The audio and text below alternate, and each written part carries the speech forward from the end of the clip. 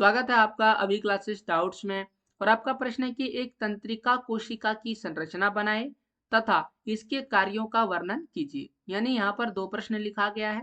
पहला प्रश्न तो लिखा गया कि आपको एक संरचना बनाना है, दूसरा इनके कार्यों के बारे में बताया गया। ऐसे प्रश्न प्राय जो है 3 नंबर के लिए पूछे जाते हैं। तो आप साफ सुथरा जो है चित्र जरूर बनाइएगा और फिर उनके कार्य के बारे में लिखिएगा। तो चित्र कैसे बनाना है, ये रहा चित्र। चित्र में आपको विभिन्न जो है इनके भाग दिख रहे होंगे। तंत्रिका तंत्र नीचे लिख दीजिएगा आप, ये किसका चित्र है, तंत्रिका तंत्र का चित्र। तंत्रिका तंत्र का चित्र, चित्र लिख दीजिए। चलिए ठीक है। तो तंत्रिका तंत्र का चित्र जिसमें ये देख सकते हैं, ये दो बीच वाला जो भाग है इसको हम लोग तंत्रिकाक्ष कहते हैं। और लास्ट वाला क्या है, तंत्रिका का अंतिम सिरा। ये वाला भाग है तंत्रिका का अंतिम सिरा और ये बोलते हैं माइलिन शेष। उसके बाद ये रहा द्रुमिका, द्रुमिका इसे कहते हैं। और बीच में क्या होता है, केंद्रक होता है। और ये जो वी आकृति यानी यहाँ यू आकृति बन रहा है, इसके बीच के भाग को हम लोग कोशिकाएं कहते हैं। देखिए यहाँ पर अगर आप हिंदी में है तो केवल हिंदी ही लिखिएगा, इंग्लिश लिखने का जरूरत नहीं है। लेकिन मैं आपको बोलूंगा कि हिंदी और इंग्लिश दोनों ही याद रखिएगा, क्योंकि परीक्षा में कई बार ऑब्जेक्टिव में होता है कि आपको इंग्लिश भी डाल दिया जाता है, हिंदी नहीं लिखा रहता है।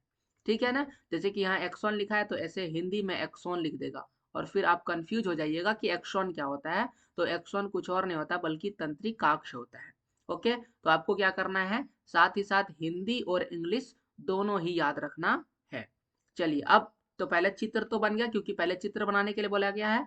अब आपको इसके कार्य लिखना है। तो कार्य में क्या लिखिएगा, आइए इस तरह से इसके कार्य लिखिएगा। लिखेंगे तंत्रिका कोशिका का कार्य। तो पहला कार्य लिखेंगे कि एक तंत्रिका कोशिका का काम मस्तिष्क को संदेश भेजना और मस्तिष्क से संदेश को ग्राही अंगों तक ले जाना है। ये इसका पहला कार्य हो गया। दूसरा, नसें जो है मस्तिष्क और रीढ़ की हड्डियों में उत्तेजना को प्रसारित करने में संवेदी न्यूरॉन्स, यहाँ देख सकते हैं न्यूरॉन्स लिखा हुआ है, क्योंकि न्यूरॉन्स जो है तंत्रिका कोशिका को ही कहते हैं अंग्रेजी में।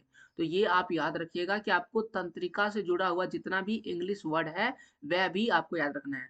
मैं आपको एक बार पढ़ के सुना देता हूँ। साइटोन, एक्सॉन, न्यूक्लियस और डेंड्राइट्स।